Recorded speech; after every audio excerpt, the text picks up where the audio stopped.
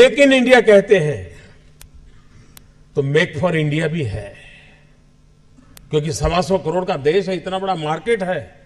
लेकिन स्टार्टअप का मतलब ये तो नहीं है कि हर किसी के पास $1 बिलियन का काम हो रहा है और 2000 लोग काम करें, जरूरी नहीं है।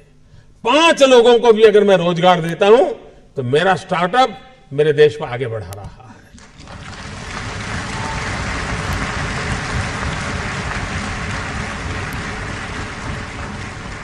एक साइकोलॉजिकल चेंज लाना है कि यूथ के दिमाग में जॉब सीकर की मानसिकता से उसको बाहर लाना है, वो जॉब क्रिएटर बने। और एक बार उसके दिमाग में आ गया कि मुझे 2 लोगों की जिंदगी को बस संभालना है, वो कर लेगा। ये काम आप नौजवानों के दिमाग से हो सकता है। और इसलिए मैं जब कहता हूं स्टार्टअप इंडिया, तो मैं मान के चलता हूं स्टैंड अप इंडिया। इसके लिए मुझे अलग सोच करने की जरूरत नहीं है। जिस देश के पास 800 मिलियन 35 से कम आयु के नौजवान हो, जिस देश के नौजवानों के पास टैलेंट हो, हाथ में हुनर हो, अपरंपार सपने हो और पूरी दुनिया में अवकाश ही अवकाश हो, क्या नहीं हो सकता है। मानव जात के लिए चुनौतियां आवश्यक हैं, क्योंकि सरफरे लोग तो हैं जो तबाही करने पर तुले हुए हैं।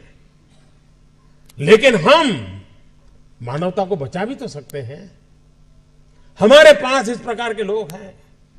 और ये भी सही है, भारत के पास मिलियंस ऑफ मिलियन प्रॉब्लम है, कोई इनकार नहीं कर सकता है। लेकिन एट द सेम टाइम मुझे इस बात का भरोसा भी है कि बिलियंस ऑफ बिलियन माइंड भी है।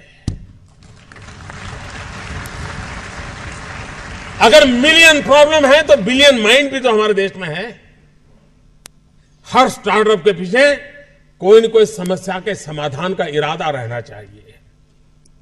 और जब किसी स्टार्टअप के पास समस्या के समाधान का इरादा होगा तो उसकी संतोष का लेवल भी कहीं कुछ और होगा जी। जब किसी की जिंदगी में बदलाव लाता है तो उसको एक सेटिस्फेक्शन मिलता है।